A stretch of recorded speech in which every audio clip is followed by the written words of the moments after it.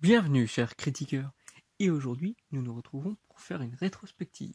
Oui, c'est une première fois, parce que vous allez voir que c'est là où on va avoir le rapport avec la critique impossible. Effectivement, nous allons parler de ça. Putain, je savais que des gens allaient faire cette vanne. Heureusement qu'avec mes diapos avec chaque image de 4 secondes, heureusement que y a la vanne, quoi. Putain, vous êtes pas dans... Enfin, ouais. Aujourd'hui, du coup, nous allons parler de 2 films et d'un téléfilm. Ou plus précisément, de Ça, il est revenu, et de Ça, chapitre 1, et de Ça, chapitre 2. Sortis respectivement en 1990, 2017 et 2019. Et vous allez voir que tout cela aura du sens par la suite. Mais tout d'abord, parlons d'un point positif et d'un point négatif de chacun des films. Vu que je vais essayer de faire cette vidéo plutôt rapide, en parlant de pas beaucoup de films, pour voir si j'y arrive. Déjà, sur le premier film, le téléfilm, je peux trouver que c'est assez intéressant. Je trouve que l'idée est plutôt bonne d'avoir mis un clown, ça, plutôt classique, autre que ces transformations.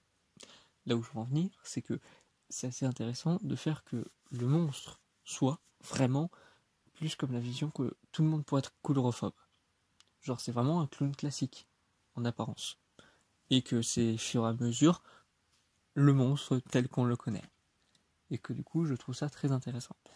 Mais du coup, le point négatif, même s'il y en aura 2 ici, c'est plus le fait que ce soit finalement plus retourné contre le film au fur et à mesure, en plus avec les 2 autres films, qui du coup rendent vraiment encore beaucoup moins hommage à ce film, même s'il y a un caméo, hein, c'est pas ça le truc, c'est plus que du coup ça le rend encore plus kitsch, malheureusement. Et aussi, là où on le voit que justement il y a 2 films après, là c'est qu'un seul téléfilm. Donc le budget est réduit en plus et le film est extrêmement rapide. Tout se passe en un seul téléfilm, c'en est presque indigeste et c'est vraiment dommage. En tout cas, du coup maintenant, passons déjà aux 2 autres films. Alors, déjà ça chapitre 1, je trouve que l'imagerie, l'esthétique est hyper intéressante. Rien que le nouveau design de Gripsou, de ça, comme vous préférez, et même l'acteur, je vous le dis, je vous montrerai pas d'image parce que du coup ça sert à rien puisque je parle du film et vous pourrez regarder vous-même. L'acteur en lui-même, même sans maquillage et tout, il peut réussir à faire peur avec son sourire. Et ça, c'est un bon gros point, très bon. Et que le film prend son temps et montre vraiment la difficulté de chacun des personnages à un moment où il le faut. Et c'est hyper bien fait, vraiment. Au niveau esthétique, j'ai rien à dire sur ce film.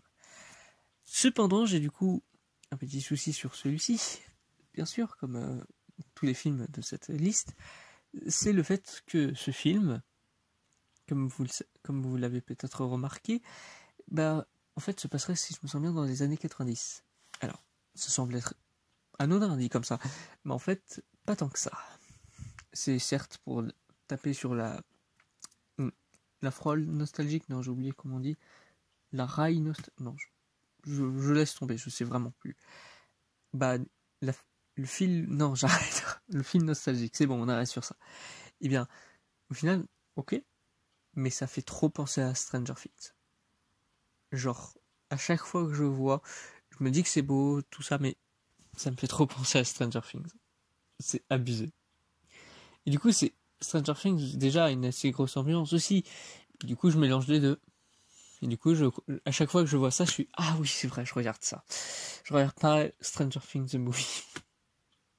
Même si je me souviens du nom des personnages et que je me suis presque attaché à eux. Mais vraiment, j'ai l'impression de voir un film Stranger Things. Mais enfin, maintenant passons donc au dernier film, ça, chapitre 2, qui est toujours assez beau. Franchement, faut le reconnaître. Mais ironiquement, il est le film qui du coup prouve que du coup tout a été formé en 2 films et qui du coup rendrait normalement la chose plus indigeste.